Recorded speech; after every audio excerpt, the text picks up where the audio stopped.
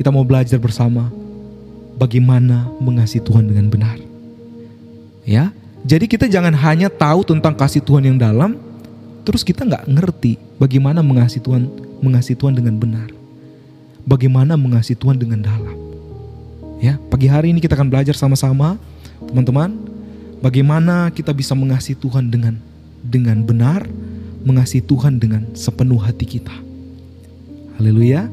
Ya, sebelumnya kita akan baca dulu kebenaran firman Tuhan. Firman Tuhan pagi hari ini saya ambil di dalam Injil Matius. Ya. Injil Matius, teman-teman, sama-sama kita buka. Injil Matius pasalnya yang ke-22. Ya, yang sudah ketemu katakan amin. Injil Matius pasal 22. Kita akan baca ayatnya yang ke-37. Matius pasal 22 ayat 37. Ya, yang sudah ketemu katakan amin. Teman-teman yang sudah temukan ayat ini katakan amin, ya. Matius pasal 22 ayat 37. Oke ya, kita akan baca bersama-sama ayat ini teman-teman. Ya, sudah ya? Oke, kita baca bersama-sama. 1, 2, 3. Jawab Yesus kepadanya, kasihilah Tuhan Allahmu dengan segenap hatimu dan dengan segenap jiwamu dan dengan segenap akal budimu. Yang mau katakan amin. Ya. Haleluya, ini ayat ini luar biasa sekali teman-teman. Ini perkataan Yesus. Ini bukan perkataan Matius, bukan perkataan Yohanes, bukan perkataan Paulus, bukan perkataan murid-murid, tetapi ini perkataan yang langsung keluar dari Yesus sendiri, mulut Tuhan sendiri. Tuhan katakan apa? Kasihilah Tuhan Allahmu dengan apa? Segenap hatimu, segenap jiwamu, segenap akal budimu. Teman-teman yang dikasihi Tuhan, saya mau bilang, kalau hari ini mungkin saya bertanya, siapa sih ini yang mengasihi Tuhan? Coba yang mengasihi Tuhan, lambaikan tangan teman-teman. Berapa banyak kita yang mengasihi Tuhan? Siapa di sini yang mengasihi Tuhan? Saya percaya banyak. Ya, itu kan? Saya melihat tangan-tangan yang terangkat di sana. Semua kita mengasihi Tuhan. Ya, saya yakin semua pasti mau angkat tangan. Hampir semua tangan akan terangkat kalau saya bertanya, siapa yang mengasihi Tuhan? Karena begini teman-teman, mengasihi Tuhan adalah identitas kita sebagai orang percaya. Kita orang percaya ketika ditanya, kamu mengasihi Tuhan enggak? Enggak. Nah itu lain cerita. Mengasihi Tuhan itu adalah identitas kita sebagai orang percaya. Kita datang ke gereja, kita menyanyi dengan sungguh-sungguh, kita berdoa, bahkan kita melayani dengan setia. Ya, itu identitas kita sebagai orang percaya. Namun izinkan saya berkata dengan jujur dan penuh kasih pagi hari ini. Saya bilang, tidak semua orang yang mengatakan mengasihi Tuhan itu sungguh-sungguh mengasihi Tuhan dengan benar. Betul?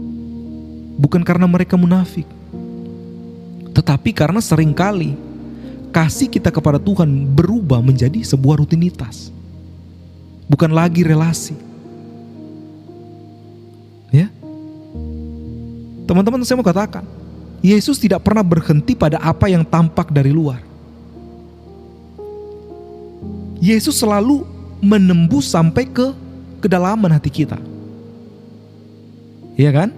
Dia tidak hanya melihat apakah kita selalu hadir di gereja, apakah kita aktif pelayanan, apakah kita menyanyi dengan suara yang lantang.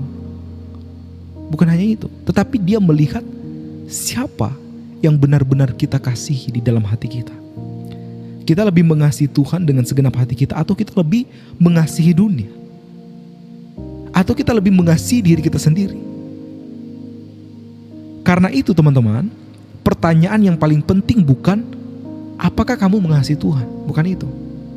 Melainkan apakah kamu mengasihi Tuhan dengan benar? Itu pertanyaan yang benar. Ya, shalom Kak Fe. Shalom Kak Bunda ya. Apakah, pertanyaannya gini, apakah kamu mengasihi Tuhan dengan benar atau enggak? Karena teman-teman begini, Alkitab dengan sangat jujur berkata bahwa tidak semua bentuk kasih kepada Tuhan itu berkenan kepada Tuhan. Betul ya? Yesus pernah menegur orang-orang yang sangat rohani secara lahiriah. Teman-teman kalau lihat di dalam Matius pasal 15 ayat 8. Di sana firman Tuhan katakan begini, Yesus berkata begini di sana. Bangsa ini memuliakan aku dengan bibirnya, tetapi hatinya jauh daripada aku. Itu perkataan Tuhan. Nah, di sini kita perhatikan teman-teman. Ternyata mulut bisa memuji, tetapi hati tidak hadir. Tubuh bisa datang ke gereja, tetapi ternyata pikiran dan hati kita ada di tempat yang lain. Dan saya mau bilang aktivitas rohani bisa berjalan, tetapi relasi dengan Tuhan kering. Iya kan? Kita bisa melayani, kita bisa menyanyi lagu tentang kasih kepada Tuhan. Aku mengasihi Engkau Yesus. Ya, shalom teman-teman semua yang baru bergabung. Ya, kita menyanyi lagu tentang kasih kepada Tuhan, tetapi di dalam kehidupan kita sehari-hari, Tuhan bukan lagi yang pertama. Tuhan bukan lagi yang utama. Akhirnya doa kita hanya menjadi formalitas, rutinitas. Firman tidak lagi menjadi penuntun keputusan. Tanpa sadar kita bisa lebih mencintai kenyamanan, kita bisa lebih mencintai pekerjaan kita bisa lebih mencintai keberhasilan kita, pelayanan kita sendiri daripada Tuhan yang kita layani. Iya kan? Benar atau betul? Teman-teman yang dikasih oleh Tuhan, hari ini Tuhan tidak sedang mencari ibadah yang paling ramai. Bukan itu yang Tuhan cari. Bukan pelayanan yang paling sibuk. Tetapi yang Tuhan cari, teman-teman tahu apa yang Tuhan cari? Ya, bisa ketik di kolom komentar apa yang Tuhan cari. Ya, jadi Tuhan bukan tidak sedang mencari ibadah yang paling ramai, bukan pelayanan yang paling sibuk. Tetapi yang Tuhan cari apa? Hati. Amin. Hati yang tulus, kesungguhan hati, hati yang sungguh mengasihi Dia. Ini yang Tuhan cari. Benar atau betul? Tuhan tidak bertanya seberapa aktif kamu di gereja, seberapa lama kamu sudah melayani. Tuhan tidak bertanya demikian. Tetapi Tuhan bertanya begini teman-teman, dengar baik. Apakah aku masih yang terutama dalam hidupmu? Itu pertanyaan Tuhan buat kita pagi hari ini. Teman-teman, apakah Tuhan masih yang terutama dalam hidupmu? Atau yang terutama di dalam kehidupan kita, pasangan kita, pekerjaan kita, gadget kita? Apa yang terutama dalam hidupmu? Karena begini, mengasihi Tuhan dengan benar, teman-teman dengar baik, itu bukan soal seberapa sering kita menyebut nama Tuhan, tetapi seberapa dalam Dia memiliki hati kita. Ya, hari ini kita tidak mau hanya menjadi orang Kristen yang kelihatan mengasihi Tuhan. Hari ini kita mau menjadi orang percaya yang mengasihi Tuhan dengan benar, dengan utuh, dengan sungguh-sungguh dari hati, bukan karena paksaan. Iya kan? Dan saya mau bilang, itulah perjalanan yang akan kita tempuh bersama melalui firman Tuhan yang akan kita dengar pagi hari ini. Haleluya. Teman-teman percaya kalau mengasihi Tuhan dengan benar itu dimulai dari hati? Teman-teman percaya itu? Amin? Setuju? Ya? Kalau mengasihi Tuhan itu dimulai dari hati, amin? Percaya ya? Di sini Yesus berkata begini, kasihilah Tuhan Allahmu dengan segenap hatimu dan dengan segenap jiwamu. Dengan segenap hati. Teman-teman perhatikan baik-baik di sini. Yesus tidak memulai dengan tindakan. Yesus tidak memulai dengan pelayanan. Yesus tidak memulai dengan pengorbanan. Tapi Yesus memulai dengan apa? Dengan hati. Kenapa? Karena hati adalah pusat kehidupan manusia. Haleluya. Dari hati keputusan dibuat. Dari hati prioritas kita itu ditentukan. Dari hati teman-teman, arah hidup kita ditetapkan. Makanya kalau teman-teman baca di dalam Amsal pasal 4 ayat 23, di sana firman Tuhan katakan apa? Jagalah hatimu dengan segala kewaspadaan. Iya kan? Karena dari situlah terpancar kehidupan. Itu kalau teman-teman baca di dalam Amsal pasal 4 ayat 23. Artinya apa, Pastor? Artinya, apa yang menguasai hati kita akan menentukan cara kita hidup. Apa yang menguasai hati kita akan menentukan cara kita melayani. Apa yang menguasai hati kita akan menentukan cara kita mengasihi Tuhan. Yang setuju katakan amin. Haleluya. Amin. Ya. Shalom ya. Kak Heno, puji Tuhan. Jadi Tuhan tidak pertama-tama mencari seberapa sibuk kita di gereja, seberapa padat jadwal pelayanan kita, seberapa banyak aktivitas rohani yang kita lakukan. Tetapi Tuhan mencari hati. Kenapa? Karena teman-teman, pelayanan tanpa hati akan berubah menjadi sebuah beban. Benar atau betul? Ibadah tanpa hati akan menjadi sebuah rutinitas yang kosong.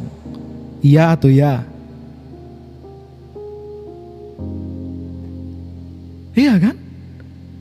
Doa tanpa hati akan menjadi kata-kata tanpa hubungan. Betul ya, Kak Dino?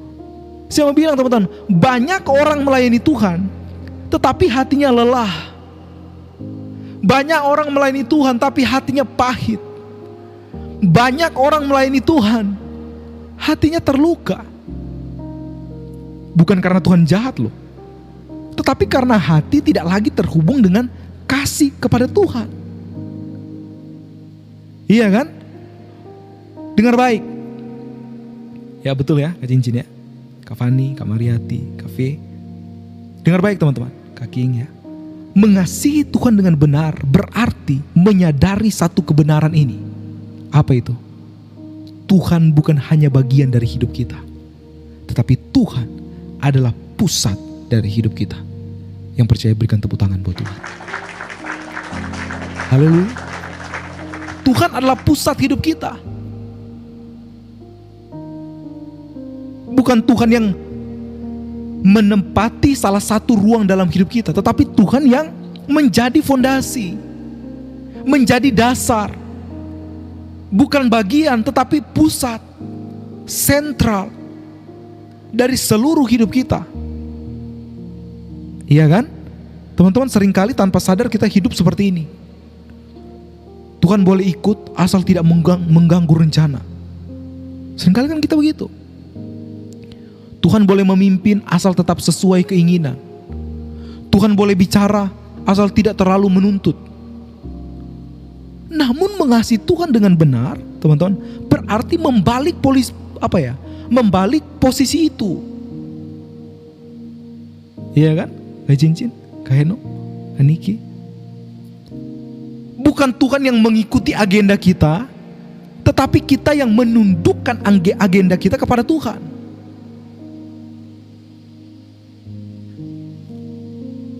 Amin.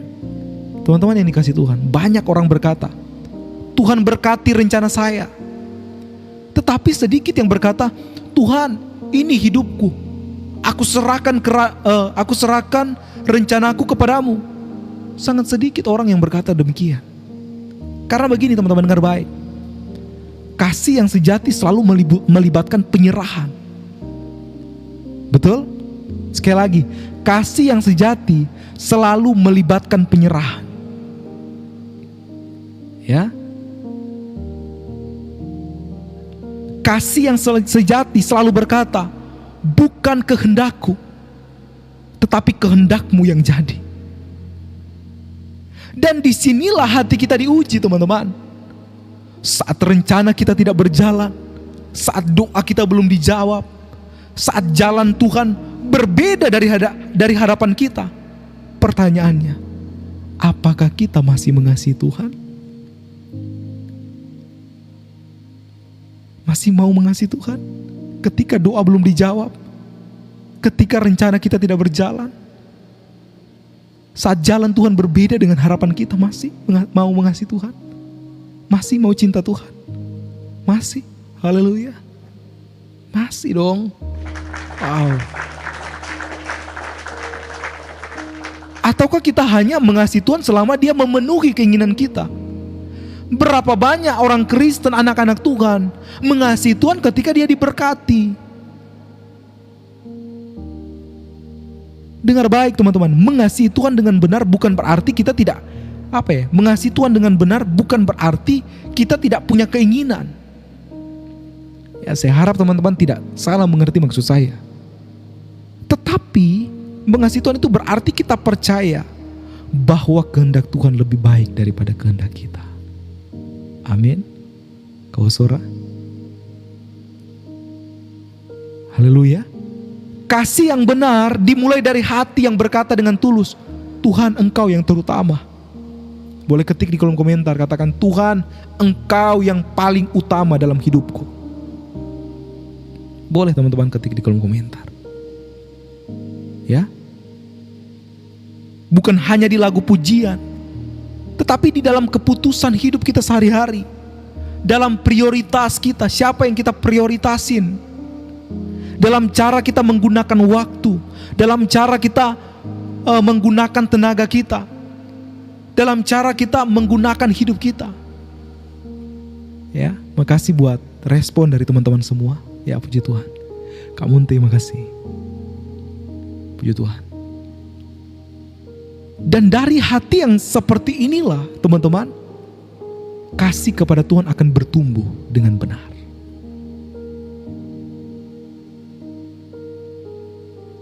Teman-teman mau mengasihi Tuhan dengan seluruh jiwa? Artinya setia di dalam segala musim, mau? Dunia ini tinggal sebentar teman-teman. Tempat kita bukan di dunia ini. Di dunia ini masih ada masalah. Di dunia ini masih ada sakit penyakit. Ya kan? Mau ya? Di dunia ini masih ada pergumulan. Masih ada pergumulan. Kenapa? Karena tempat kita bukan di dunia ini. Di dunia ini kita hanya menumpang. Orang Jawa bilang apa? Mampir apa? Ngombe. Cuma sebentar. Tempat kita yang sesungguhnya selama-lamanya itu ada di sorga yang kekal. Makanya saya bilang jangan sia-siakan hidup kita di dunia ini hanya sebentar ini dengan kita lakukan dengan sia-sia. Ya kan, Friendy? Tempat kita di sorga. Tuhan bilang apa? Yesus bilang apa? Aku akan pergi ke sorga untuk menyediakan tempat bagi kita. Supaya di mana Dia berada, kita berada dengan Dia. Makanya teman-teman, biarlah melalui room ini kita menjangkau jiwa-jiwa, menguatkan, menjadikan kita ini dewasa dengan firman Tuhan. Supaya apa? Kita menikmati surga kekal yang sudah Tuhan sediakan sama kita. Kita rame di sana nanti. Ya, reuni akbar nanti kita di sana. Kita menyembah Tuhan bersama-sama di sana. Dengar baik, di sorga tidak ada sakit penyakit lagi. Di sorga tidak ada pergumulan. Di sorga tidak ada masalah. Amin. Dan di sanalah tempat kita. Ya, saya bertanya tadi, teman-teman, apakah teman-teman masih mau mengasihi Tuhan dengan seluruh jiwa kita? Di setiap atau di segala musim yang kita lalui, yang kita alami. Teman-teman tadi berkata mau, Pastor. Kita perhatikan. Jawab Yesus kepadanya, kasihlah Tuhan Allahmu dengan segenap hatimu dan, perhatikan di sini ya, bukan hanya sampai di segenap hati, tetapi di sini dilanjutkan apa? Dan dengan segenap jiwamu. Perhatikan di sini teman-teman. Jiwa itu berbicara tentang kedalaman relasi. Bukan sekedar apa yang relasi. Bukan sekedar apa yang ya, ngelek, nggak apa-apa. Ini hanya sebentar teman-teman ya. Mohon bersabar. Iya. Iya Kak, Mam Niko. Ini jaringannya begitu di sini. Ya, sabar ya. Nggak, ini memang jaringan saya. Suara saya terdengar dengan jelas kan teman-teman? Ya, mohon bersabar, mohon bersabar. Nanti dia muncul sendiri. Ya, anggap aja ini badai. Badai kehidupan, ya kita tunggu diselesaikan. Kehidupan, ya kita tunggu diselesaikan.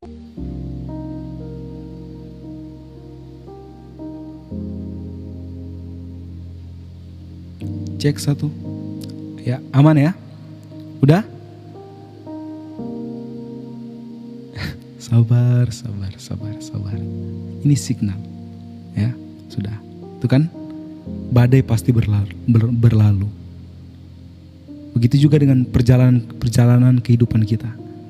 Ya, tidak selamanya perjalanan kita itu selalu mulus. Pasti tetap ada halangan. Tetapi kita bisa melewati itu. Anggap aja itu badai dan kita sudah melewati badai itu. Amin. Ya, semoga gak ada badai lagi. Ya, oke, kita kembali teman-teman ke firman Tuhan tadi.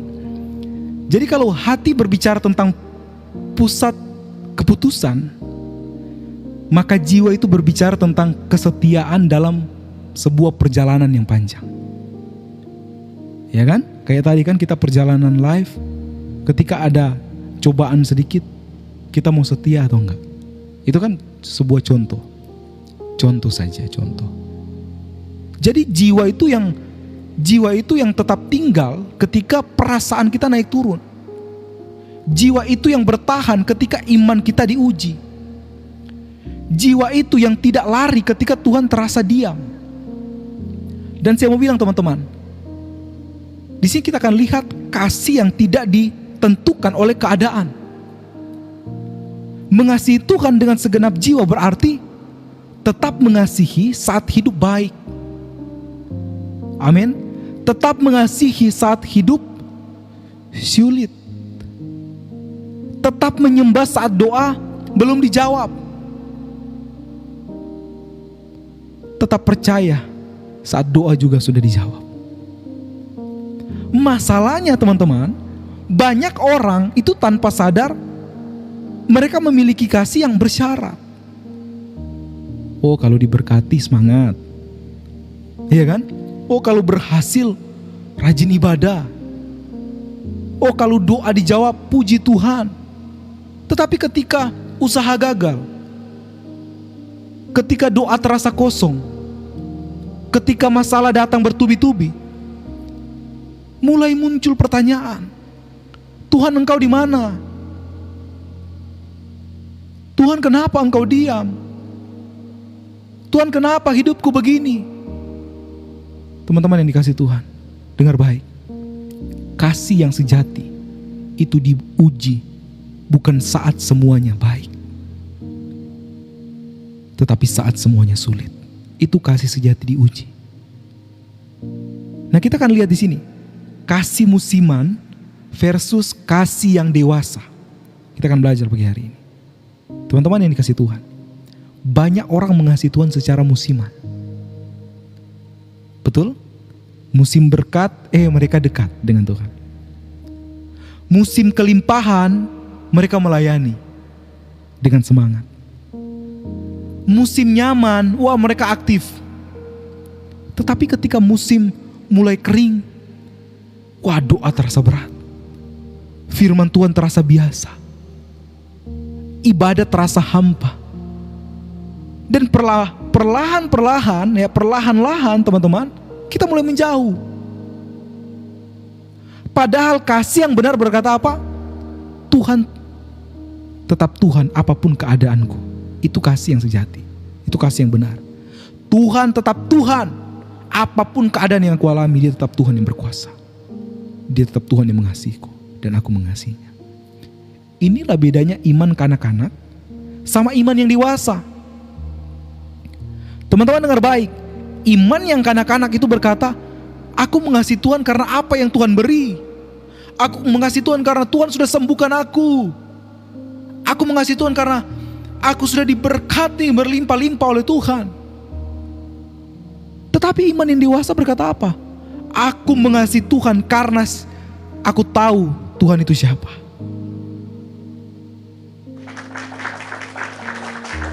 Teman-teman belajar dari Ayub. Ya, dia mengasihi Tuhan tanpa jaminan. Alkitab mencatat satu kalimat yang sangat jujur dan dalam dari Ayub. Dia katakan apa? Tuhan yang memberi, Tuhan yang mengambil. Terpujilah nama Tuhan, katanya. Mungkin kedengaran ini biasa. Coba teman-teman renungkan. Ini mengandung sebuah makna yang sangat dalam. Dikatakan Tuhan yang memberi, Tuhan yang mengambil. Terpujilah nama Tuhan. Ini perkataan Ayub. Ayub tidak berkata, Tuhan baik hanya kalau hidupku baik. Ayub tidak berkata demikian. Tetapi Ayub berkata apa? Tuhan tetap layak disembah bahkan ketika hidupku runtuh. Wow. Kita tahu bersama. Teman-teman ingat Ayub dia kehilangan apa? Dia kehilangan apa aja teman-teman? Ada yang bisa jawab? Ayub kehilangan apa teman-teman? Harta. Apalagi? Anak-anak. Ya, apalagi? Kekayaan, ya. Ya. Jadi harta, anak-anak itu kehilangan segalanya ya. Kena sakit penyakit, dia kehilangan kesehatannya. Iya kan? Ya kan, penyakit ya kan? Ya, dia kehilangan apa lagi? Reputasi. Tapi teman-teman lihat di sini. Ayub tidak kehilangan jiwanya yang melekat pada Tuhan. Meskipun dia kehilangan anak-anak, dia kehilangan kesehatannya, dia kehilangan reputasinya, dia kehilangan seluruh hartanya. Gak ada orang yang sekaya Ayub di zaman sekarang. Kalau teman-teman pelajari kekayaan Ayub waktu itu, wah luar biasa. Tetapi Ayub tidak kehilangan jiwa yang melekat pada Tuhan. Saya bilang itu contoh kasih dengan segenap jiwa. Kasih yang tidak ada tawar-menawar. Kasih yang tidak bergantung pada hasil. Iya kan? Sampai istrinya menyuruh Ayub untuk meninggalkan Tuhan. Dia bilang apa? Kutuklah Tuhan Allahmu dan teman-teman jawab sendiri.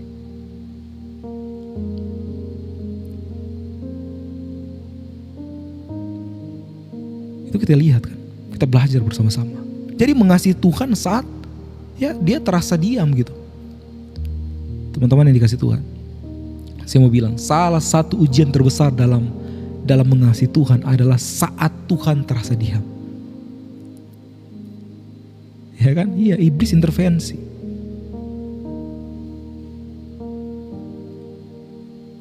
Teman-teman setuju dengan saya? Salah satu ujian terbesar dalam mengasihi Tuhan adalah saat Tuhan itu terasa diam. Setuju? Setuju ya? Saat kita berdoa tetapi tidak ada jawaban yang cepat. Wah, di situ kesetiaan kita diuji. Di situ kasih kita kepada Tuhan diuji. Di saat kita setia tetapi tidak ada perubahan yang instan. Betul ya? Iya. Langit seperti tembaga. Diuji saat kita taat, tetapi masalah tidak langsung selesai. Itu diuji kesetiaan kita. Di titik ini jiwa kita diuji. Apakah kita mengasihi Tuhan karena Dia atau karena apa yang Dia lakukan? Teman-teman mengasihi Tuhan karena pribadi Tuhan, atau kita mengasihi Tuhan karena apa yang Tuhan lakukan sama kita? Mengasihi Tuhan dengan segenap jiwa berarti berkata, Tuhan sekalipun aku belum mengerti, aku tetap memilih untuk percaya. Kayak lagu tadi kan? Meskipun Tuhan tak menolongku, meskipun duri dalam dagingku, ku Aku tetap memilih untuk apa? Untuk percaya dan apa? Dan mengucap syukur. Ya. Sekalipun aku belum melihat jalan, aku tetap berjalan bersama Tuhan. Ya, Kak Cincin, makasih. Kesetiaan kecil yang berkenan besar. Kasih dengan segenap jiwa seringkali tidak terlihat spektakuler. Dia hadir dalam kesetiaan sehari-hari. Iya kan? Jadi kita itu mau tetap berdoa meski lelah, tetap datang beribadah meski hati berat, tetap hidup benar meski tidak ada yang melihat. Amin. Tetap berharap meski belum ada jawaban. Dan Tuhan melihat itu. Tuhan melihat itu. Amin ya. Dengar baik teman-teman. Kasih yang benar bukan soal emosi yang meledak-ledak, tetapi soal komitmen yang tidak pernah lari. Makanya saya bilang pagi hari ini, mengasihi Tuhan dengan segenap jiwa berarti berkata begini, Tuhan, Engkau bukan hanya Tuhan saat aku tersenyum, Engkau juga Tuhan. Engkau juga Tuhan saat aku menangis. Wow. Dalam. Engkau bukan Tuhan. Engkau bukan hanya Tuhan di saat aku di puncak, tetapi Engkau juga Tuhan di saat aku di lembah. Haleluya. Itulah kasih yang dewasa. Kasih yang berakar di dalam Tuhan. Kasih yang tidak tergoyahkan oleh musim kehidupan, tidak digoyahkan oleh segala keadaan, situasi, kondisi yang mungkin mau menghancurkan iman kita. Tetapi kita kuat karena kita punya Tuhan, karena kita mengasihi Tuhan dengan benar. Haleluya. Kita berakar di dalam Tuhan. Haleluya. Amin. Cincin.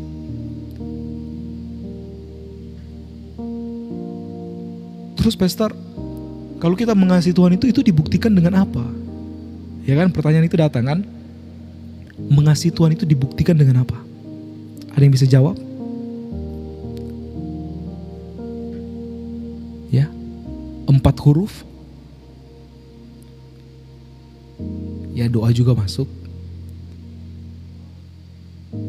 Taat. Ya. Teman-teman coba perhatikan kata taat ini. Kalau kita baca dari depan, bacanya apa? Taat. Coba teman-teman baca dari belakang, tetap taat. Jadi gak ada alasan untuk gak taat, harus taat. Makanya saya bilang, mengasihi Tuhan itu harus dibuktikan dengan sebuah ketaatan. Amin. Yesus berkata dengan sangat jelas tanpa kompromi di sini. Yesus katakan apa? Jikalau kamu mengasihi aku, kamu akan menuruti perintah-perintahku. Teman-teman boleh cek di dalam Yohanes pasal 14 ayat 15. Jikalau kamu mengasihi Tuhan, kamu akan menuruti perintah-perintah Tuhan. Itu perkataan Tuhan. Teman-teman coba lihat. Yesus tidak berkata, jika kamu mengasihi aku, kamu akan terharu. Jika kamu mengasihi aku, kamu akan menangis dalam ibadah. Bukan itu. Tetapi Yesus berkata apa? Jika kamu mengasihi aku, kamu akan taat. Kamu akan menuruti perintahku. Karena di hadapan Tuhan, kasih bukan pertama-tama soal perasaan. Di dalam Tuhan, kasih itu adalah soal pilihan. Yang setuju katakan setuju, yang percaya katakan amin. Yang benar katakan haleluya. Jadi di sini kita lihat teman-teman, ketaatan adalah bahasa kasih kita kepada Tuhan. Ya Kak Jens audio, makasih. Puji Tuhan. Dalam hubungan manusia kita tahu, kasih tidak cukup diucapkan. Kasih itu harus dibuktikan. Iya kan? Teman-teman, ketika ada pasanganmu berkata kepada kamu, Aku sangat mengasihimu. Teman-teman mau lihat apa? Perkataannya atau buktinya? Kita lebih percaya apa? Perkataan dia atau buktinya? Kita mungkin kita bilang oke, ya aku percaya. Tetapi pasti kita akan menunggu. Kita akan melihat buktinya. Iya kan? Bukti kan? Buktinya dong. Saya mau tanya, Tuhan kan mengasihi kita ya? Berapa banyak kita di sini yang percaya kalau Tuhan mengasihi kita? Boleh lambaikan tangan teman-teman. Tuhan mengasihi kita. Ya, teman-teman percaya ya? Kalau Tuhan mengasihi kita, sangat-sangat mengasihi kita. Teman-teman percaya ya? Puji Tuhan. Sekarang pertanyaannya, apakah Tuhan sudah buktikan kalau Dia mengasihi kita? Boleh jawab? Apakah Tuhan sudah buktikan kalau Dia mengasihi kita, teman-teman? Sudah. Sekarang pertanyaannya, lewat apa Dia membuktikan bahwa Dia mengasihi kita?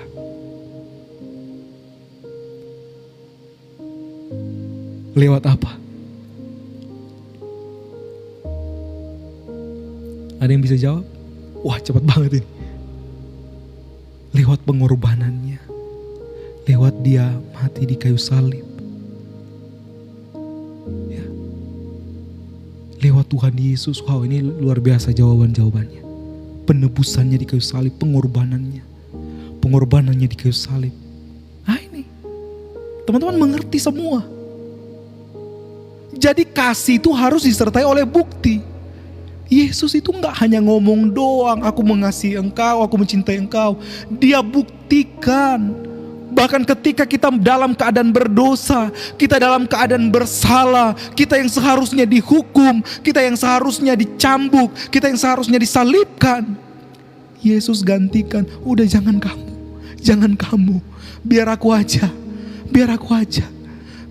yang berdarah-darah di atas kayu salib. Kamu jangan. Karena begitu besar kasihku kepadamu. Biar aku aja, supaya kamu gak binasa, melainkan memperoleh hidup yang kekal. Luar biasa kasih Tuhan. Nyata kan? Kasih tidak cukup diucapkan, kasih harus dibuktikan. Makanya hari ini teman-teman yang saya katakan tadi, saya bertanya tadi, berapa banyak kita yang mengasihi Tuhan? Semua angkat tangan. Saya bilang, harus kita buktikan ya. Sama-sama kita mau buktikan kalau kita ini cinta Tuhan, kita ini mengasihi Tuhan. Tuhan sudah buktikan. Sekarang apakah kita mau berani buktikan bahwa kita mengasihi Tuhan, bahwa kita mencintai Tuhan, bahwa kita menghormati Tuhan, bahwa kita menghargai Tuhan? Ya. Saya kasih ilustrasi. Orang tua tahu anaknya mengasihi bukan hanya dari kata aku sayang, tetapi dari sikap hormat dan ketaatan dia kepada orang tua. Jadi kalau kita mau melihat, ini orang ini sayang gak sama kita? Lihat aja dari sikap hormat dia kepada kita. Lihat aja dari ketaatan dia kepada kita. Ada orang ngomong doang, bilang sayang, tetapi buktinya gak ada.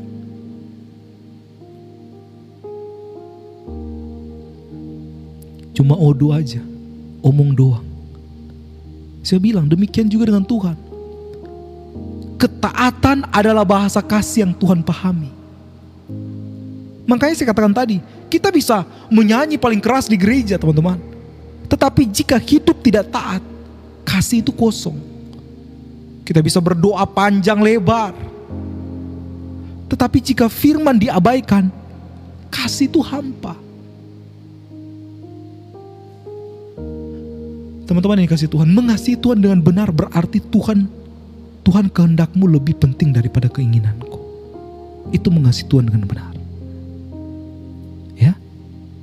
Ketaatan itu selalu diuji di titik yang tidak nyaman. Ketaatan tidak pernah diuji di hal-hal yang mudah, teman-teman. Ketaatan diuji di titik yang tidak nyaman. Saat kita memilih jujur padahal rugi. Saat kita menolak dosa padahal kesempatan terbuka. Saat kita mengampuni padahal hati sedang terluka. Saat kita setia padahal tidak dihargai. Saya bilang disitulah kasih kita kepada Tuhan diuji. Banyak orang taat selama tidak mengorbankan apa-apa. Banyak orang taat. Banyak orang taat selama tidak menyentuh ego. Banyak orang taat selama tidak mengganggu kenyamanan. Tetapi kasih yang benar berkata apa? Tuhan, aku taat bukan karena ini mudah, tetapi karena Engkau layak ditaati. Boleh berikan tepuk tangan buat Tuhan Yesus. Amin. Jadi ketaatan bukan karena takut, tetapi karena kasih. Kita taat bukan karena kita takut, kita taat karena kita mengasihi Tuhan. Amin. Teman-teman yang dikasihi Tuhan, ketaatan yang Tuhan kehendaki bukan ketaatan karena kita takut dihukum, tetapi ketaatan karena kita mengasihi Tuhan. Takut berkata apa? Aku taat supaya tidak kena masalah. Ya, Kak Cincin makasih. Itu takut. Takut berkata aku taat supaya tidak kena masalah. Tetapi kasih berkata apa? Aku taat karena aku tidak mau menyakiti hati Tuhan. Wow. Ya. Haleluya. Amin. Orang yang mengasihi Tuhan akan berkata, Tuhan, aku tidak mau hidup dengan cara. Ya, sebentar teman-teman ya. Iya. Teman-teman, apakah wajah saya masih terlihat di depan? Masih ada?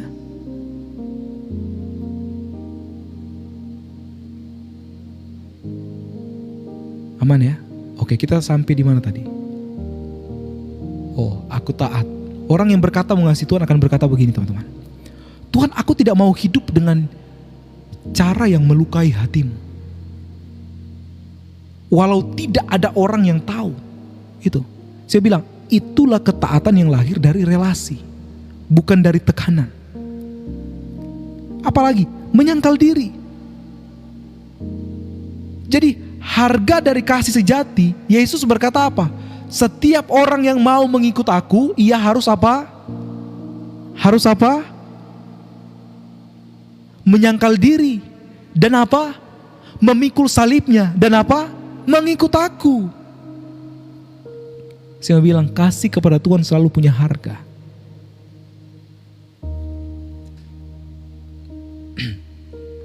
Dan seringkali harganya adalah diri kita sendiri. Apa itu? Ego, keinginan, ambisi, kenyamanan.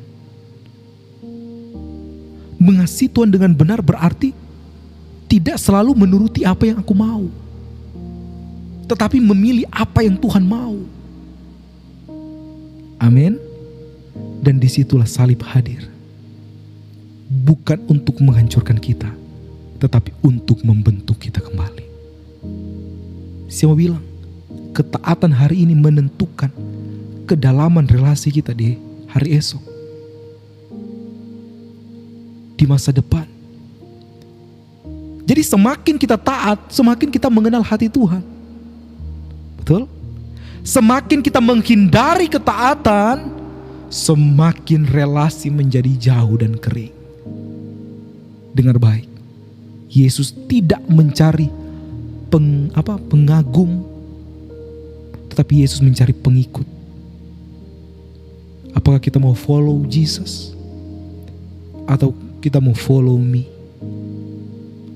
Mau follow ego kita?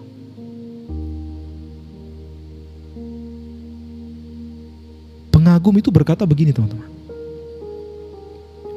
Ya, aku gak khawatir hari esok karena Yesus selalu hadir bersamaku. Amin.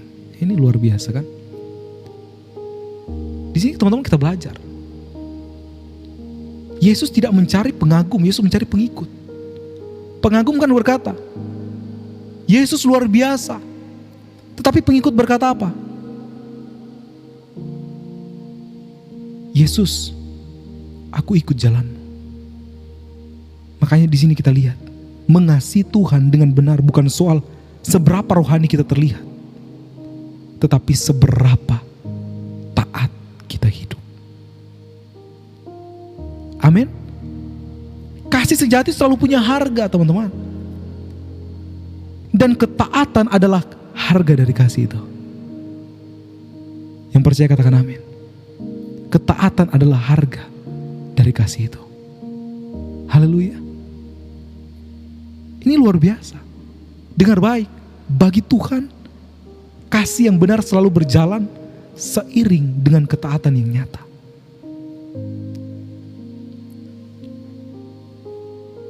Amin. Mengasihi Tuhan dengan akal budi, iman kita menjadi dewasa. Kita perhatikan kata-kata yang selanjutnya. Ya kan? Kasihlah Tuhan Allahmu dengan segenap hatimu dan dengan segenap jiwamu dan dengan segenap apa? Akal budimu. Perhatikan di sini, teman-teman. Yesus berkata, kasihlah Tuhan dengan segenap akal budimu. Teman-teman, kalimat ini sangat penting. Kenapa? Karena Yesus tidak hanya menyebut hati dan jiwa, tetapi Yesus juga menyebut apa? Akal budi. Artinya apa? Artinya Tuhan tidak anti pikiran. Tuhan tidak alergi pada pertanyaan. Tuhan tidak memanggil kita untuk iman yang buta, tetapi Tuhan memanggil kita untuk apa? Iman yang dewasa. Amin. Jadi mengasihi Tuhan itu teman-teman tidak pernah bertentangan dengan berpikir. Ada kan orang yang berkata begini, yang penting percaya saja, tidak usah banyak pikiran, katanya. Tetapi Alkitab tidak pernah mengajarkan iman yang malas berpikir. Justru firman Tuhan berkata apa? Berubahlah oleh apa? Pembaharuan budimu. Teman-teman boleh cek di dalam Roma 12 ayat 2 di sana. Berubahlah oleh pembaharuan budimu. Jadi mengasihi Tuhan dengan akal budi itu berarti apa? Ya, ini bukan Bapak Budi. Ini bukan adik Budi. Ini bukan Budi PKK, Budi PAD. Kita lagi berbicara tentang akal budi. Mengasihi Tuhan dengan akal budi berarti pikiran kita diarahkan oleh firman. Amin. Cara berpikir kita dibentuk oleh kebenaran. Ya, nilai hidup kita ditata ulang oleh kehendak Tuhan. Ini berbicara tentang akal budi. Jadi teman-teman dengar baik, iman bukan mematikan akal, tetapi iman menundukkan akal kepada firman Tuhan. Itu iman. Haleluya.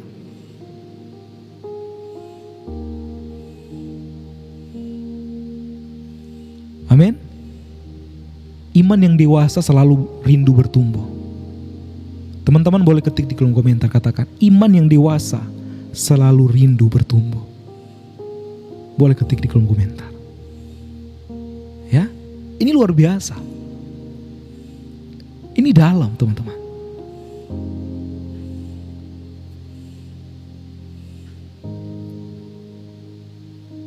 Amin. Itu iman yang dewasa selalu ingin bertumbuh. Ya, makasih buat respon dari teman-teman semua. Ini luar biasa, teman-teman. Haleluya. Iman yang dewasa selalu. Amin.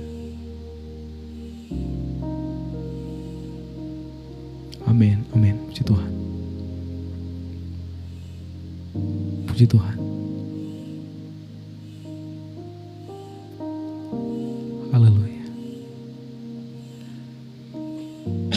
Iya, selalu ada progres. Ya, tapi harus lewati proses. Karena tidak ada progres kalau tidak melewati proses. Ada proses, ada progres. Ya. Amin ya. Oke, kita lanjut teman-teman. Ya, jadi iman yang dewasa selalu bertumbuh, selalu rindu bertumbuh. Teman-teman yang dikasihi Tuhan, orang yang sungguh mengasihi Tuhan tidak puas dengan iman yang dangkal. Ya kan? Makanya saya lihat teman-teman setiap hari antusias, semangat dengar firman Tuhan itu luar biasa. Ya, pagi, malam saya live masih ada lagi orangnya. Makanya di sini saya bilang, orang yang sungguh mengasihi Tuhan itu tidak pernah puas dengan iman yang dangkal. Jadi kita pengen bertumbuh terus. Setiap kali ada firman Tuhan, wah kita lebih memilih dengarkan firman Tuhan daripada mendengar hal-hal yang melemahkan. Wah luar biasa. Berarti kita ingin iman kita bertumbuh. Ya kan?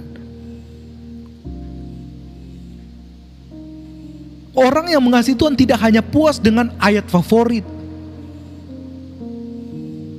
khotbah yang menghibur, rohani yang enak didengar. Iman yang dewasa berkata apa? Tuhan, aku mau mengenalmu lebih dalam. Karena begini teman-teman, saya mau bilang, semakin kita mengenal Tuhan, semakin kita mengasihi Tuhan. Kak Dino makasih. Ya, Shalom Austin, puji Tuhan, welcome. Ya, masalahnya teman-teman, banyak orang ingin merasakan hadirat Tuhan, tetapi malas mengenal kebenaran Tuhan. Tetapi teman-teman yang ada di sini semua enggak begitu. Ya, teman-teman ingin mengenal Tuhan lebih dalam. Buktinya teman-teman, ya, selalu hadir. Bukan hanya hadir, tetapi teman-teman meresponi dan teman-teman melakukan. Amin.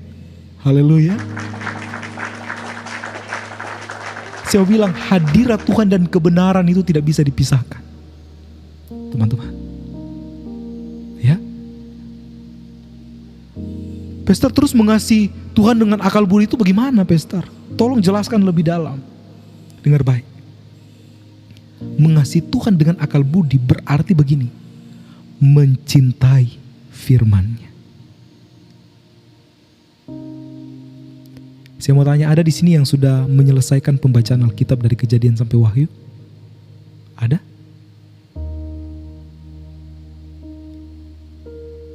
Ada? Amin ya, puji Tuhan. Belum ya? Ada yang belum, ada yang sudah. Ya, saya sudah beberapa kali teman-teman. Saya baca dari Kejadian sampai Wahyu, Kejadian sampai Wahyu. Saya mendorong teman-teman untuk, ayo teman-teman kita ayolah kita mulai hari ini ya. Kita mulai hari ini kita baca firman Tuhan dari Kejadian sampai Wahyu. Jadi setiap hari teman-teman bisa baca, kalau saya biasanya 5 pasal. 3 pasal lah. Teman-teman baca dari Kejadian sampai Wahyu. Jadi kita mulai dari Kejadian pasal 1, jadi hari ini mulai pasal 1 sampai pasal 3. Oh, ada yang sudah selesai ya, puji Tuhan. Ya, yang mau saja. Saya cuma mendorong karena keren banget teman-teman. Kalau kita baca firman Tuhan itu, Alkitab itu secara berurutan, kita akan mengerti wah alurnya. Saya ketika masuk ke cerita ini, masuk ke kisah ini, masuk ke toko ini, apalagi waktu saya masuk ke toko Yusuf, waduh, saya itu nangis terseduh-seduh. Saya lihat wah karya Tuhan yang luar biasa. Ya, jadi Tuhan, yang teman-teman yang pengen ya, ayo setiap hari baca firman Tuhan 3 pasal, nggak apa-apa, itu luar biasa. 3 pasal mungkin 1 tahun 3 bulan teman-teman udah selesai. 1 tahun 3 bulan atau 1 tahun 4 bulan, atau mungkin gak sampai 1 tahun kali ya, teman-teman sudah bisa menyelesaikan Kejadian sampai Wahyu itu. Itu keren banget. Ya. Haleluya. Ya, kita lanjut teman-teman ya. Mengasihi Tuhan dengan akal budi itu berarti mencintai Tuhan dengan dalam melalui firman-Nya. Nah, saya bilang Yesus adalah firman yang hidup. Mengasihi Yesus berarti mengasihi firman-Nya. Amin. Teman-teman, orang yang mengasihi Tuhan dengan akal budi, dia mau menggali firman. Bukan hanya sekedar mengutip ayat, tetapi dia menggali firman. Bukan hanya menggali firman, dia mau hidup oleh firman. Bukan hanya mengagumi firman, tetapi dia hidup dalam firman itu. Dia dikuasai oleh firman Tuhan. Jadi begini, teman-teman dengar baik ya. Dengar baik. firman Tuhan itu bukan untuk menambah pengetahuan, tetapi untuk mengubah kehidupan. Ada orang belajar firman hanya untuk menambah pengetahuan. Ketika pengetahuannya sudah dalam, dia merasa sudah pintar, dia merasa benar. Akhirnya apa? Dia mulai merendahkan orang lain. Dia mulai menjelekkan agama lain. Itu orang-orang yang hanya mencari pengetahuan. Hidup mereka gak berubah. Iya kan? Firman Tuhan bukan untuk menambah pengetahuan, tetapi untuk mengubah kehidupan kita. Yang percaya katakan amin. Haleluya. Ini yang luar biasa teman-teman.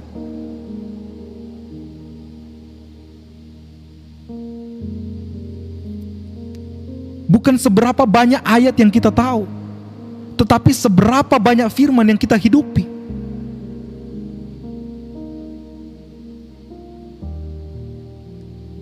Ini juga yang harus kita pelajari. Akal budi yang mengasihi itu mau dikoreksi. Teman-teman, kita jujur-jujuran aja ya. Banyak anak-anak Tuhan yang gak mau dikoreksi.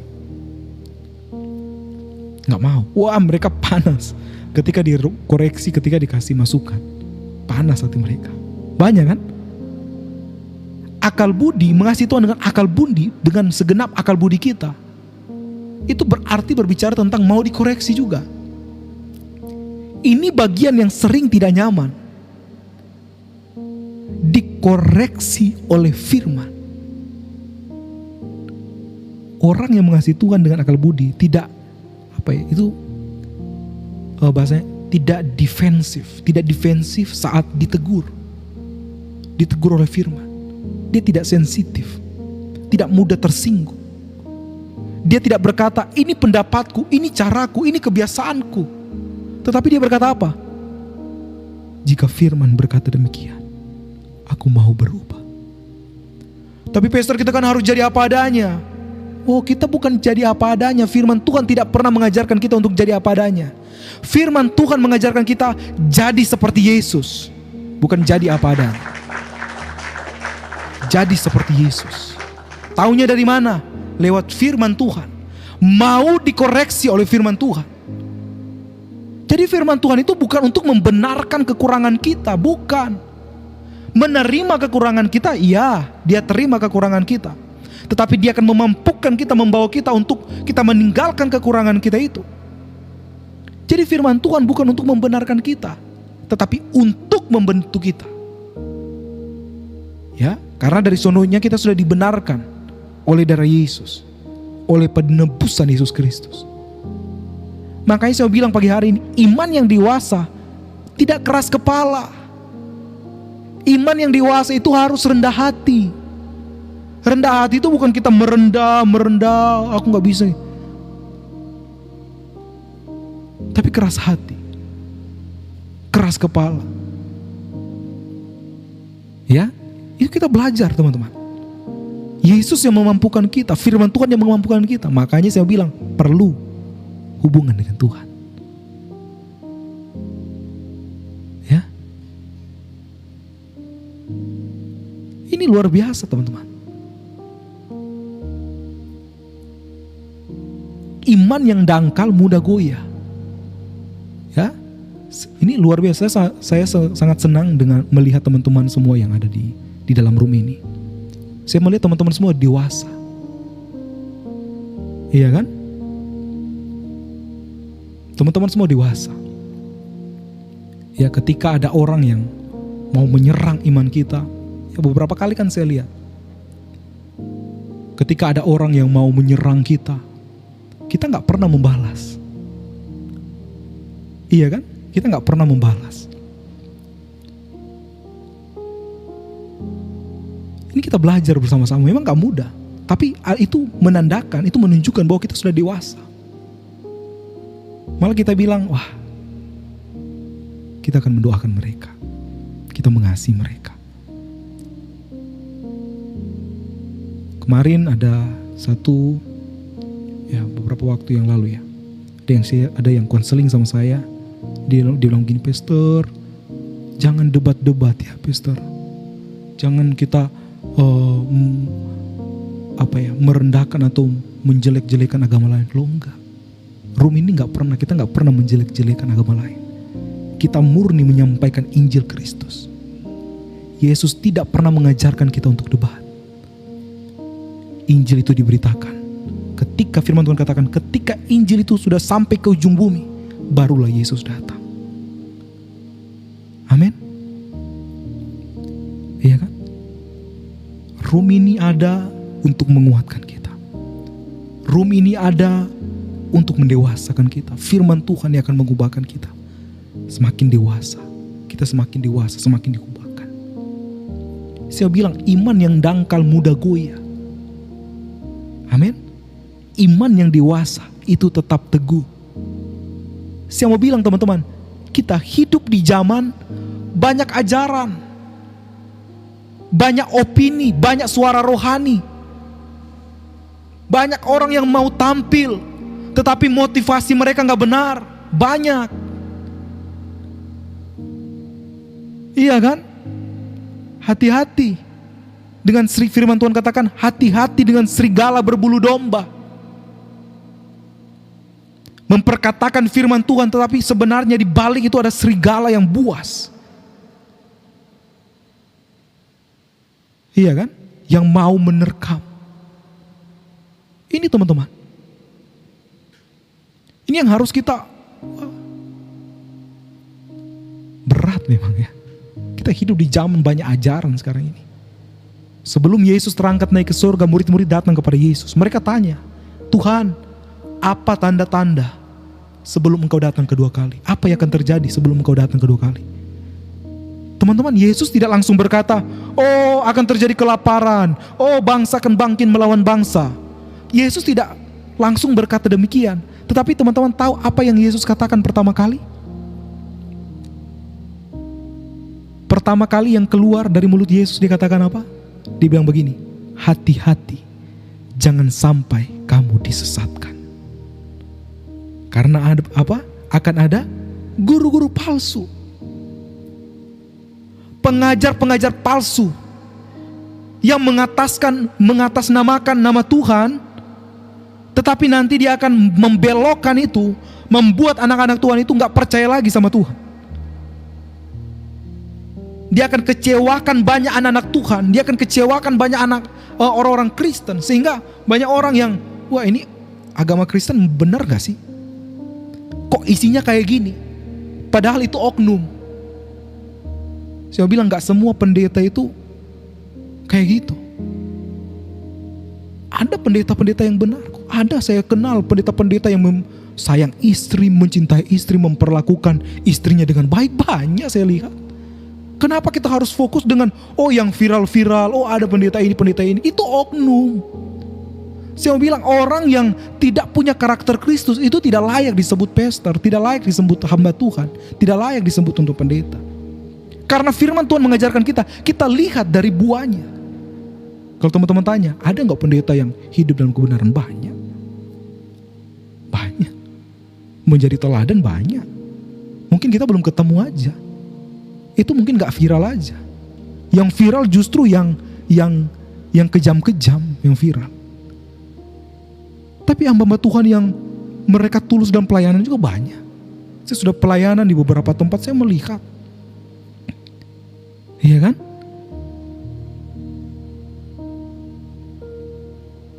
Apalagi yang kita kenal di gereja GPD itu Opahani Mande. Ya, itu Kak Heno kenal itu.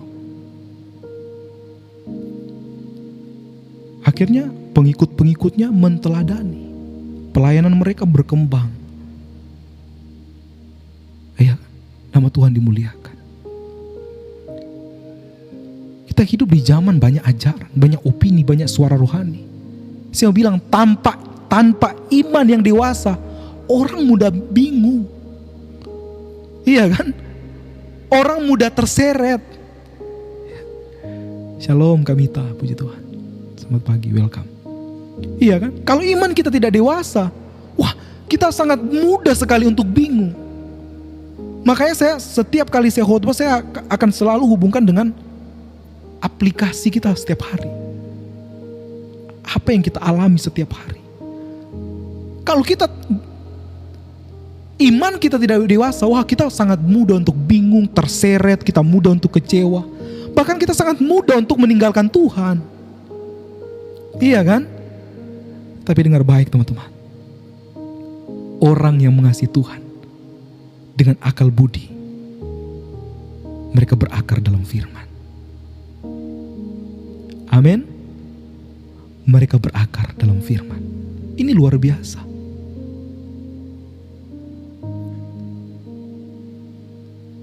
Dia tahu apa yang dia percaya. Dia tahu mengapa dia percaya. Dia tahu kepada siapa dia percaya. Dan iman seperti itu tidak mudah digoyahkan. Yang percaya katakan amin. Di akhir khotbah saya mau bilang teman-teman, mengasihi Tuhan dengan akal budi berarti iman yang bertumbuh. Mengasihi Tuhan dengan akal budi berarti pikiran yang diperbaharui. Mengasihi Tuhan dengan akal budi itu berarti hidup yang diarahkan oleh kebenaran firman Tuhan. Yang percaya katakan amin. Jadi iman yang dewasa akan melahirkan kasih yang dewasa. Betul? Dan kasih yang dewasa akan menghasilkan kehidupan yang berkenan kepada Tuhan. Teman-teman yang dikasihi Tuhan, mengasihi Tuhan itu akan terlihat dalam cara kita mengasihi sesama kita. Yesus tidak pernah memisahkan kasih. Ya, kami terima kasih. Sekali lagi, Yesus tidak pernah memisahkan kasih kepada Tuhan dan kasih kepada sesama. Yesus menyambungkan dua hukum terbesar. Teman-teman tahu dua hukum terbesar dalam Alkitab apa? Teman-teman boleh ketik di dalam kolom komentar. Dua hukum terbesar dalam Alkitab. Boleh ketik. Ya, Kak Henok, makasih. Dua hukum terbesar. Kasihilah Tuhan Allahmu, itu satu. Dan kasihilah sesamamu manusia. Wow, kita berikan tepuk tangan dulu ya. Puji Tuhan. Itu dua hukum terbesar dalam Alkitab. Kasihilah Tuhan Allahmu, dan yang kedua apa? Kasihilah sesamamu manusia. Jadi ini bukan dua pilihan. Ini bukan kita kasih pilihan, pilih mana A atau B. Bukan. Bukan dua pilihan, bukan dua tingkat. Tetapi ini adalah satu kesatuan yang gak bisa dipisahkan. Ini sesuatu yang harus dimix. Karena dengar baik teman-teman, kasih kepada Tuhan yang sejati pasti itu mengalir keluar. Betul? Teman-teman setuju dengan saya kalau kasih kepada Tuhan itu pasti mengalir keluar? Iya kan? Nah kan kayak sayur tanpa garam katanya. Kasih kepada Tuhan selalu mencari jalan untuk dinyatakan. Rasul Yohanes berkata dengan sangat jujur dan tegas. Teman-teman boleh cek di dalam 1 Yohanes pasal 4 ayat 20. Ya, kita baca bersama-sama saja ya. 1 Yohanes pasal 4, ya kita cek di sana. Ya, 1 Yohanes pasal 4 ayatnya yang ke-20. Yang sudah ketemu katakan amin. Saya baca bersama, saya baca buat teman-teman semua. Perhatikan ya.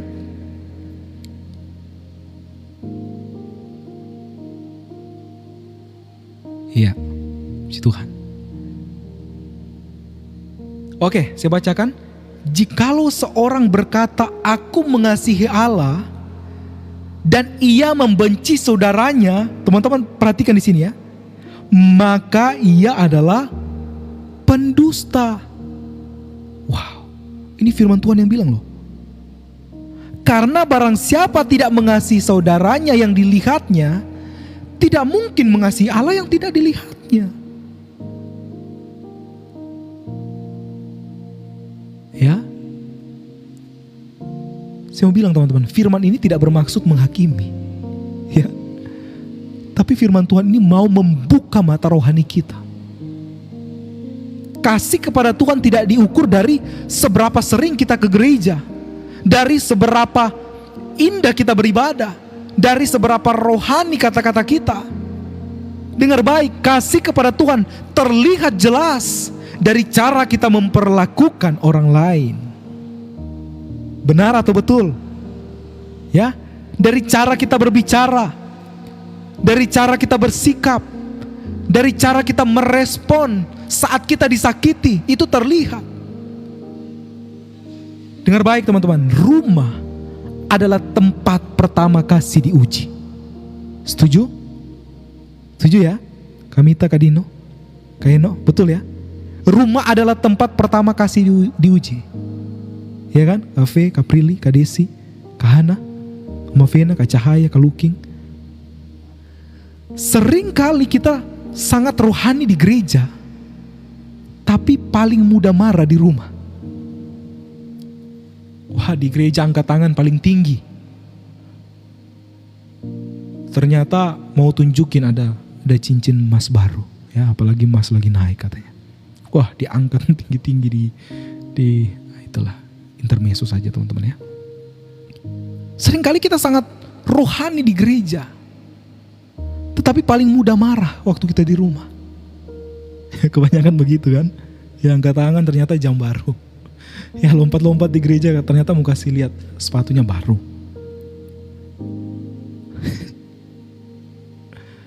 Ya kan? Tapi hatinya gak pernah baru. Gimana nih? Orang Kristen tapi baju baru, celana baru, sepatu baru, rambut baru, gigi baru. Masuk gereja bawa pasangan baru. Aduh, ini repot ini ya. Pede lagi. Ya, cukup baju yang baru, cukup sepatu yang baru. Pasangan jangan baru. Ya, tetap setia kepada pasangan yang lama. Meskipun sudah lama, tetapi masih luar biasa. Haleluya. Oke, kita lanjut teman-teman ya. Kita perhatikan, itu terlihat begini. Oh, paling sabar dengan orang luar, tetapi paling keras dengan keluarga sendiri. Itu kasihnya kelihatan. Padahal kasih kepada Tuhan itu diuji di rumah. Di tempat kita lelah, di tempat kita apa adanya. Dengar baik, mengasihi Tuhan dengan benar berarti lebih sabar dengan pasangan kita, lebih lembut kepada anak-anak kita, lebih lembut kepada orang tua kita, lebih menghormati orang tua kita. Karena dengar baik teman-teman, saya mau bilang, ibadah hari Minggu harus terlihat dalam hidup sehari-hari kita. Harus terlihat di hari Senin, harus terlihat di hari Selasa, harus terlihat di hari Rabu. Karena ibadah hari Minggu harus terlihat di setiap hari. Amin. Haleluya. Jadi kasih kepada sesama tidak selalu mudah, tapi selalu mungkin. Yesus tidak hanya berkata, kasihlah orang yang mengasihimu, tapi Yesus berkata, kasihlah musuhmu. Artinya kasih sejati tidak bergantung pada perlakuan orang. Setuju? Amin. Ya, kasih sejati tidak bergantung pada perlakuan orang, tetapi pada kasih Tuhan yang lebih dulu mengasihi kita, yang lebih dulu memenuhi kita. Teman-teman, kita bisa mengasihi bukan karena orang lain layak, tetapi karena kita sudah lebih dahulu mengasihi Tuhan, atau kita sudah lebih dahulu dikasihi oleh Tuhan. Jadi mengampuni orang yang menyakiti kita bukan tanda kita lemah. Jangan pikir ketika teman-teman mengampuni orang-orang yang bersalah kepada teman-teman, terus teman-teman berpikir teman-teman lemah. Dengar baik, mengampuni orang yang menyakiti kita itu tanda atau bukti bahwa kasih Tuhan bekerja dalam hidup kita. Yang percaya katakan haleluya. Amin. Teman-teman, kasih yang tidak mengalir itu perlu dipertanyakan sumbernya. Ya, kasih Tuhan itu seperti air hidup. Jika kasih itu sungguh tinggal di dalam kita, ia tidak akan dia tidak akan mandek. Itu bahasa Yunani ya, mandek. Apa artinya?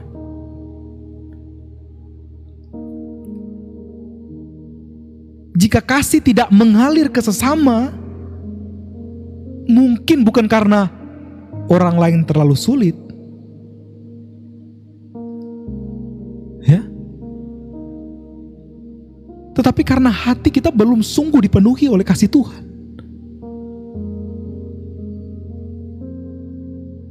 Teman-teman, kita tidak bisa berkata kita mengasihi Tuhan sambil terus memelihara kebencian. Jangan, itu bertolak belakang.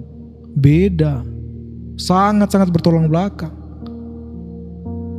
Kita tidak bisa memuliakan Tuhan dengan mulut kita, tetapi kita melukai sesama dengan sikap kita. Makanya pagi hari ini saya mau bilang, mengasihi Tuhan dengan benar selalu terlihat dari cara kita mengasihi sesama kita. Yang setuju katakan amin. Ya, di rumah, di tempat kerja, di gereja, bahkan kepada orang yang melukai kita. Cara kita memperlakukan orang lain itu adalah cermin kasih kita kepada Tuhan. Haleluya. Amin. Dan disitulah dunia akan melihat bahwa kasih Tuhan itu nyata dalam hidup kita dan bekerja dalam diri kita. Ya, di akhir khotbah saya teman-teman, saya mau bilang, hari ini kita sudah belajar satu kebenaran yang sederhana teman-teman ya. Tapi sederhana tapi sangat dalam. Mengasihi Tuhan bukan sekedar perasaan, bukan sekedar kata-kata, bukan sekedar aktivitas rohani, tetapi mengasihi Tuhan dengan benar adalah jalan hidup. Banyak orang berkata, aku mengasihi Tuhan, tetapi Tuhan tidak pernah mencari pengakuan di bibir. Tuhan mencari kasih yang nyata dalam hidup kita. Hari ini kita diingatkan bahwa mengasihi Tuhan dimulai dari hati yang menempatkan Tuhan sebagai yang terutama. Ya, mengasihi Tuhan dengan jiwa berarti setia di segala musim, baik saat diberkati maupun saat diuji. Ya, mengasihi Tuhan dibuktikan dengan ketaatan kita, walau harus kita menyangkal diri, membayar harga. Mengasihi Tuhan dengan akal budi berarti iman yang bertumbuh, iman yang mau belajar, iman yang mau dikoreksi, iman yang mau diubahkan oleh firman. Dan dengar baik saya bilang, mengasihi Tuhan akan selalu terlihat dalam cara kita mengasihi sesama. Di rumah, di gereja, di tengah dunia ini. Semua ini menunjukkan satu hal. Kasih kepada Tuhan tidak pernah berdiri sendiri. Ia selalu menyentuh seluruh hidup kita. Amin. Jadi teman-teman, Tuhan tidak mencari orang yang sempurna, Tuhan mencari orang yang tulus. Bukan orang yang tidak pernah jatuh, tetapi orang yang setiap kali jatuh tetap memilih mengasihi Tuhan, tetap mau bangkit, tetap mau diubahkan. Amin. Mengasihi Tuhan dengan benar bukan berarti kita tidak pernah gagal, tetapi berarti kita tidak pernah berhenti kembali kepadanya. Hari ini Tuhan tidak bertanya seberapa lama kamu di gereja, seberapa aktif pelayananmu, seberapa banyak ayat yang kamu hafal, tetapi Tuhan bertanya, ya makasih, apakah aku sungguh yang terutama dalam hidupmu? Itu pertanyaan Tuhan. Karena dengar baik, kasih yang benar kepada Tuhan akan selalu terlihat dalam pilihan-pilihan kecil setiap hari. Ketika tidak ada yang melihat, ketika tidak ada yang memuji, ketika taat terasa berat, ketika mengampuni terasa sulit, ketika setia terasa melelahkan, disitulah kasih kita kepada Tuhan diuji dan dimurnikan. Amin. Kami terima kasih. Jadi kasih kepada Tuhan bukan beban. Kasih kepada Tuhan adalah respon. Kita mengasihi karena Tuhan lebih dahulu mengasihi kita. Dan saya bilang, kasihnya bukan kasih yang setengah-setengah, tapi kasih yang penuh, kasih yang setia, kasih yang tidak pernah berubah. Saya bilang hari ini Tuhan kembali memanggil kita. Amin. Memanggil kita bukan untuk menjadi orang Kristen yang kelihatan rohani, tetapi orang percaya yang hidup dalam kasih yang benar, kasih yang mengubah hati, kasih yang menguatkan jiwa, kasih yang menundukkan kehendak, kasih yang memperbaharui pikiran, kasih yang mengalir kepada sesama. kiranya mulai hari ini kita tidak hanya berkata aku mengasihi Tuhan, tetapi seluruh hidup kita bersaksi, Tuhan, Engkau yang terutama. Aku mau mengasihimu Tuhan dengan benar seumur hidupku. Amin, firman Tuhan.